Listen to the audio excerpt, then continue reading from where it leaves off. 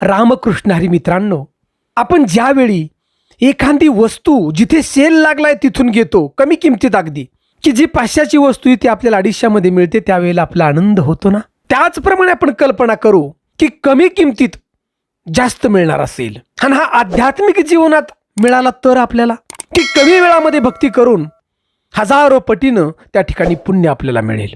आणि मित्रांनो, हा आध्यात्मिक सेल म्हणजे 3 वर्षातून येणारा पुरुषोत्तम मास.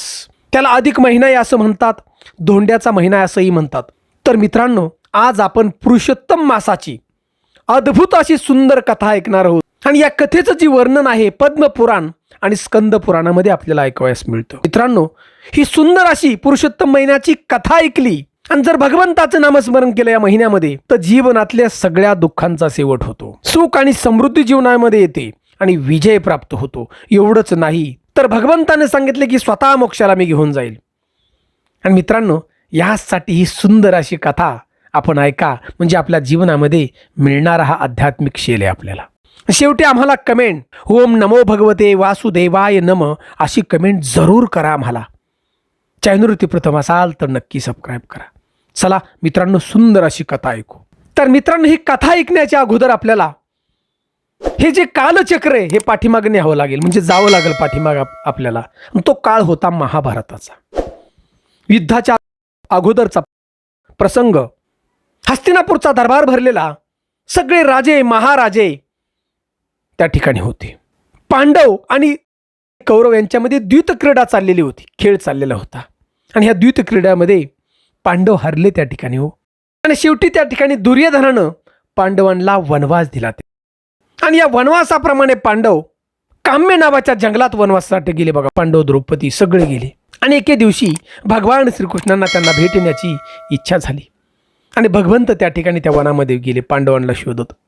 पांडव मिळाले, एका झोपडीत राहत होते गवताच्या. पांडवांचं हे दुःख पाहून भगवान श्रीकृष्ण दुःखी झाले आणि म्हणाले, मी आत्ताच जातो आणि दुर्योधनाचा वध करतो. त्यांचा हा राग पाहून राजा युधिष्ठिर महाराजांनी शांत केलं. त्या ठिकाणी भगवान श्रीकृष्णांना आसन दिलं बसण्यासाठी आणि भगवंताचा बघा पाय धुतले पांडवांनी सगळ्यांनी, चरण कमलाची पूजा केली. थोडासा वेळ निघून गेला आणि राजा युधिष्ठिरांनी भगवान श्रीकृष्णांना विचारलं, भगवंता, आम्ही तुमच्या सदैवच्या चरण कमलाची पूजा करतोय, तुमचं नामस्मरण करतोय, मग हे सगळं करत असताना सुद्धा आमच्या जीवनामध्ये एवढं कष्ट का, की अर्ध राज्य आमचं आहे हिंदुस्थानचं हे सगळं, आणि तरी सुद्धा आम्हाला हा वनवास भेटावा? असं काय आम्ही पाप केलंय की यामुळे ह्या सगळ्या गोष्टी घडत आहे आणि आमच्या जीवनामध्ये दुःख येत आहे, पराजय येत आहे? राजा युधिष्ठिराचं हे बोलणं ऐकून भगवान श्रीकृष्णांनी त्या ठिकाणी स्मितहास्य केलं आणि भगवंत त्या ठिकाणी म्हणाले, हे राजा युधिष्ठिर, तू ध्यान देऊन ऐक, मी तुला एक सुंदर अशी कथा सांगतो आणि या कथेतून या तुझ्या सगळ्या प्रश्नांचं उत्तर तुला मिळेल. आणि भगवंत त्या ठिकाणी राजा युधिष्ठिरला सांगू लागले की हे राजन, ही जी प्रथम कथा आहे नारायणानं ब्रह्मपुत्र नारद मुनीला सांगितलेली कथा आहे आणि याच्यानंतर ब्रह्मपुत्र नारद मुनी ही कथा सुखदेव गोस्वामींना सांगितलेली कथा आहे. आणि आज ही कथा मी तुला सांगत आहे. 5 पांडवांना सांगू लागले की आकाशामध्ये सूर्य, चंद्र, पृथ्वी, ग्रह, नक्षत्र, वर्षा आणि महिने ही जी सर्व तत्व आहेत आणि या सर्व तत्वांची वेगवेगळी देवी, आणि त्याचप्रमाणे या अधिक महिन्याची ही एक देवी आहे. आणि ज्यावेळी ह्या अधिक महिन्याचं प्राकट्य झालं, म्हणजे अधिक महिना प्रकट झाला, निर्माण झाला, त्यावेळी सगळे लोक या अधिक महिन्याची निंदा करू लागले. या महिन्याला कुणीही चांगलं म्हणत नव्हतं आणि विवाहाचा मुहूर्तही त्या ठिकाणी या महिन्यात काढत नव्हते. सगळीकडे अधिक महिन्याची त्या ठिकाणी फक्त निंदाच होत होती. त्याला मल महिनाही म्हटलं जाऊ लागलं अधिक महिन्याला. एवढंच नाही तर लोक म्हणू लागली की दुष्काळात हा 13वा महिना, असंही लोक म्हणू लागली. आणि अधिक महिन्याची देवी दुःखी झाली हो, कारण या पृथ्वीतलावरती निंदा होऊ लागली. आणि त्या ठिकाणी ही जी देवी अधिक महिन्याची प्रत्यक्षात वैकुंठामध्ये गेली भगवान नारायणाकडं आणि नारायणाला ही सगळी परिस्थिती सांगितली. आणि भगवंत त्या ठिकाणी म्हणाले, हे देवी माता, तू घाबरू नकोस.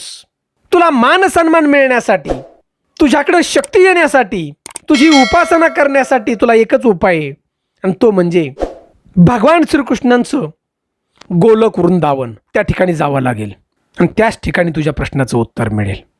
आणि प्रत्यक्षात भगवान नारायण या अधिक मासाच्या देवीला घेऊन गोलोक वृंदावनामध्ये आले हो. आणि भगवंताचा तो तेजाचा प्रकाश या देवीला सहन झाला नाही बघा. आणि अधिक महिन्याची जी देवी होती ती भगवान नारायणाच्या पाठीमागे ही देवी लपली त्या ठिकाणी.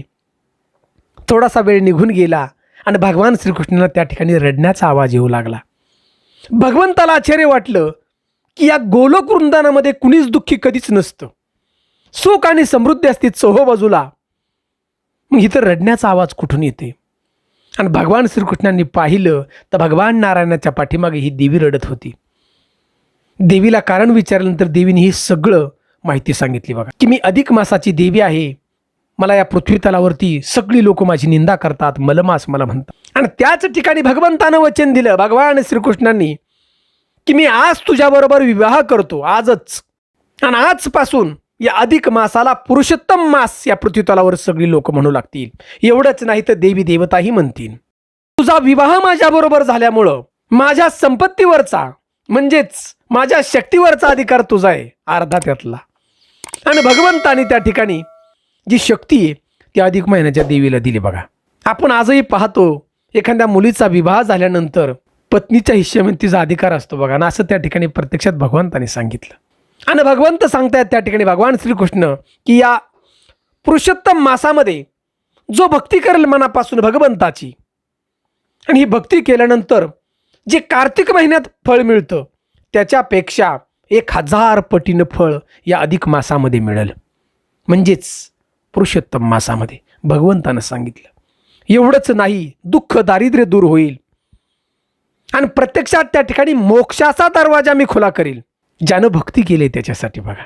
आणि म्हणून मित्रांनो या अधिक मासाला पुरुषोत्तम मास म्हटलं जातं. एवढं महत्त्व आहे की थोडी भक्ती आणि 1000 पटीनं त्या ठिकाणी पुण्य मिळतं. म्हणजे मी या ठिकाणी म्हणलं होतं ना, हा सेल लक्षात घ्या, अध्यात्माचा सेल आहे तुम्हाला. आता या ठिकाणी ही सर्व माहिती भगवंतानं राजा युधिष्ठिरला सांगितल्यानंतर राजा युधिष्ठिर त्या ठिकाणी म्हणू लागला, देवा या गोष्टीचा आणि आमच्या कष्टाचा काय संबंध आहे? तुम्ही कथा आम्हाला सांगितली, परंतु याचा आणि आमच्या कष्टाचा काय संबंध आहे? या ठिकाणी असं सांगितल्यानंतर भगवान श्रीकृष्ण त्या ठिकाणी म्हणाले की राजा युधिष्ठिर अजून तुम्ही थांबा, मी तुम्हाला अजून एक तुमच्या कष्टाचा काय संबंध आहे या गोष्टीची ते मी तुम्हाला सांगतो. आणि भगवान श्रीकृष्ण सांगू लागले की राजन, तुम्हाला हा वनवास मिळाला आहे, राज्य मिळालं नाही, पराजय तुम्हाला मिळाला. याचं मूळ कारण म्हणजे हा पुरुषोत्तम महिना आहे. आणि याचं मूळ कारण पुढचं म्हणजे तुमची पत्नी पांचाली म्हणजेच द्रौपदीनं पूर्वजन्मामध्ये केलेलं जे कर्म आहे, जे पाप आहे, त्याचं फळ तुम्हाला सगळ्यांना भोगावं लागते. कारण पत्नीने जरी केलं तरी पतीलाही भोगावं लागतंच. राजा युधिष्ठिराने त्या ठिकाणी भगवान श्रीकृष्णाला विचारलं की असं द्रौपदीनं काय केलंय कर्म, त्याचा आम्हाला आता फळ भोगायला लागते. तर हे ऐकल्यानंतर भगवान श्रीकृष्ण सांगू लागले की हे प्रिय युधिष्ठिर, ध्यान देऊन ऐक. द्रौपदी पूर्वजन्मी एका मेधवी नावाच्या ब्राह्मणाची मुलगी होती. हा ब्राह्मण फार हुशार होता, भगवंताची भक्ती करणारा होता. परंतु ही मुलगी झाली आणि या ब्राह्मणाची पत्नी त्या ठिकाणी मृत्युमुखी पडली. आता सगळी जबाबदारी या मेधवी ब्राह्मणावर आली, पित्यावर. आणि हा मेधवी ब्राह्मण अतिशय उत्कृष्ट प्रकारे आपल्या मुलीचा सांभाळ करत होता. आणि हा सांभाळ करता करता मुलगी ज्या वेळेला विवाह योग्य झाली त्यावेळी या ब्राह्मणाचाच मृत्यू झाला, मेधवी ब्राह्मणाचा. मुलगी अतिशय सुंदर दिसायला होती. आता आई नाही, वडील नाही, मुलगी एकटीच राहिली.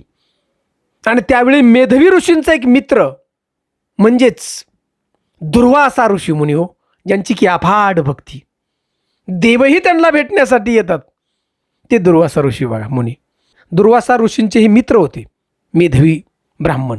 त्यामुळे आपला मित्र गेल्यामुळं त्याच्या मुलीचं काय चाललं हे पाहण्यासाठी हे दुर्वासा मुनी त्या ठिकाणी आले. मुलगी पाया वगैरे पडली ब्राह्मणाची, सगळं झालं.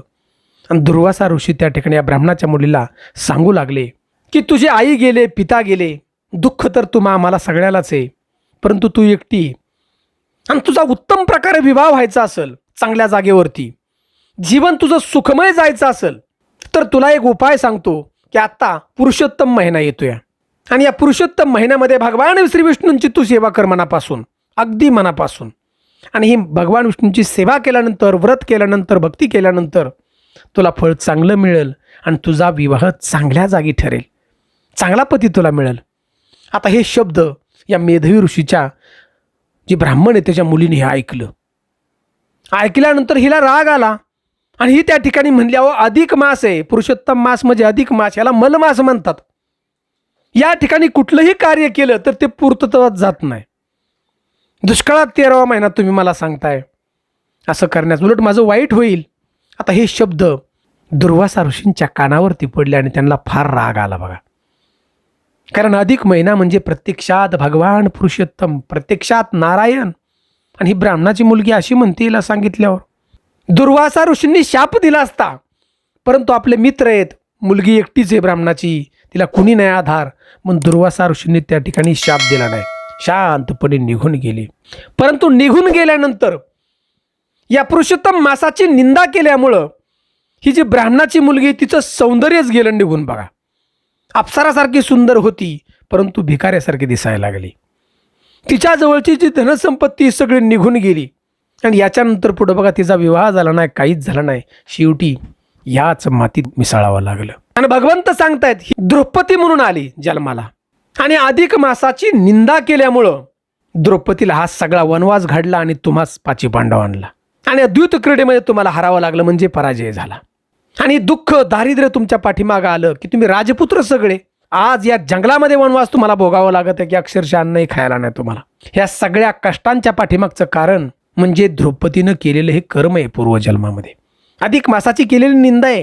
आणि भगवान श्रीकृष्ण सांगू लागले की हे प्रिय युधिष्ठिर, आता ध्यान देऊन तू ऐक शेवटचं, की या सगळ्यावरती तुला जर विजय मिळवायचा असेल, सुख समृद्धी परत मिळवायची असेल, दुःख दारिद्र्य तुझं जायचं असेल, तर तुला आता हा पुरुषोत्तम महिना आलाय बघ जवळ, थोड्याच दिवसात आहे. आणि या पुरुषोत्तम महिन्यामध्ये तू श्री नारायणाची मनापासून अगदी पूजा कर, मनापासून, कुठलाही म्हणजे गैरविश्वास मनामध्ये ठेवू नकोस, मनापासून पूजा कर, व्रत कर या महिन्यामध्ये. आणि हे संपूर्ण व्रत केल्यानंतर तुला त्याचं फळ मिळेल बघ. आणि याच्यानंतर भगवंतानं सांगितल्याप्रमाणे हा वनवास सुद्धा निघून गेला आणि हे महाभारताचं युद्ध त्या ठिकाणी झालं आणि पांडवांना त्या ठिकाणी विजय प्राप्त झाला बघा. सगळं राजवैभव गेलेलं परत मिळालं. एवढी ताकद या पुरुषोत्तम मासाची. प्रत्यक्षात भगवंतांनी सांगितले, एवढ्यावरच नाही, तो मोक्ष प्राप्तीला भगवंत घेऊन जातील असंही सांगितले बघा. म्हणून मित्रांनो, एक आध्यात्मिक सेल आहे आपल्याला बघा. जीवनामध्ये आलेली एक संधी आज आपल्याला, की आज आपण आज हे उद्या नाही अशी परिस्थिती या कलियुगाची. आणि कलियुगामध्ये सगळ्यात महत्त्वाचं, थोडीशी भक्ती केली ना तर फळ त्याचं जास्त आहे. म्हणून अधिक महिन्यामध्ये साधं सोपं आहे भगवंताचं नामस्मरण. ओम नमो भगवते वासुदेवाय नमः, ओम नमो भगवते वासुदेवाय नमः. नामस्मरण करायचं भगवंताचं. जीवनातली सगळी बघा पूर्वजन्मातली जी काही आपली कर्म आहेत ती सुद्धा निघून जाण्याची ताकद या महिन्याच्या भक्तीमध्ये. मित्रांनो, सुंदर अशी कथा जर आवडली असेल तर फक्त ओम नमो भगवते वासुदेवाय नमः अशी कमेंट जरूर करा. जय हिंद, जय महाराष्ट्र.